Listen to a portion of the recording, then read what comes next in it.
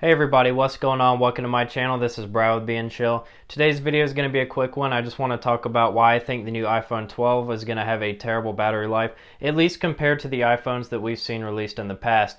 Now, before we get started, I do want to ask you guys, if you're not already, to please subscribe to my YouTube channel. I upload new videos just like these every week, Monday through Friday. So if you like this content, make sure you subscribe and click that bell, and you can stay up to date on all of the latest tech news with me.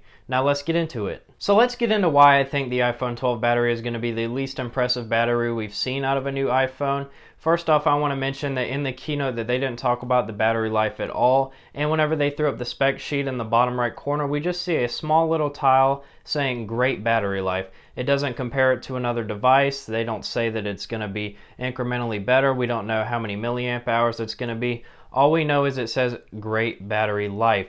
Well, if we go to the Apple Store page and we see for ourselves, we'll see that the iPhone 11 and the iPhone 12 have the same exact battery rating, and the iPhone 11 Pro Max and the iPhone 12 Pro Max also have the same exact battery rating. So that right there is a red flag to me, because typically they will always incrementally improve the batteries in these devices.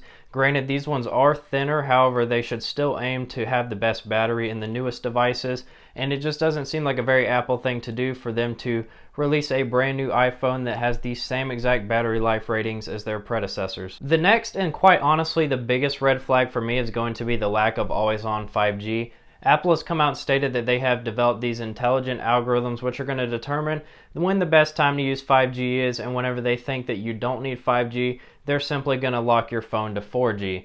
Well, this doesn't make much sense as a consumer that pays for both 5G and pays for the 5G phone itself. You would think you would always want to have 5G on. Well, Apple doesn't think that way, and they want to think for you, so they're going to turn off 5G whenever they want, and to me, the only reason they would do that would be to save battery life. I don't really know of another reason why they would turn off 5G, but they are advertising that the 4G speeds are better. However, I still think that that is a lame excuse for a phone that supposedly has good 5G, considering they talked about it for almost the entire keynote. Another feature that Apple conveniently left off of these iPhone 12s is going to be the lack of 120Hz ProMotion displays, similar to what we've seen on the iPad Pros.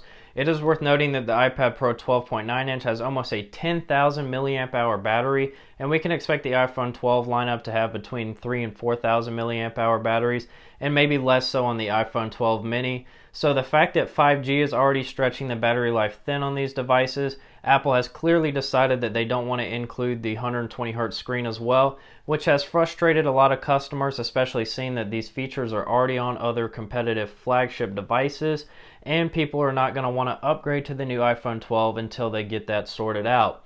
Really, I don't think for the price that they're asking for these phones, they haven't included any new features for me to even upgrade my device, and I have an iPhone X, and I'm currently shooting this YouTube video on it. So it's really just a great phone for my needs still, and I really think a lot of other people are in the same boat as me.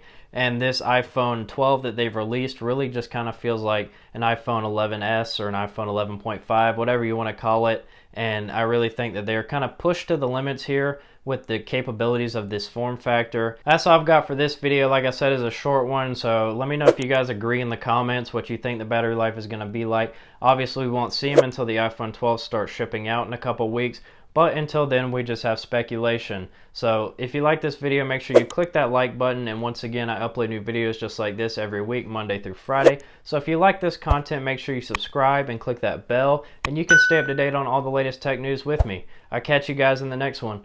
Peace!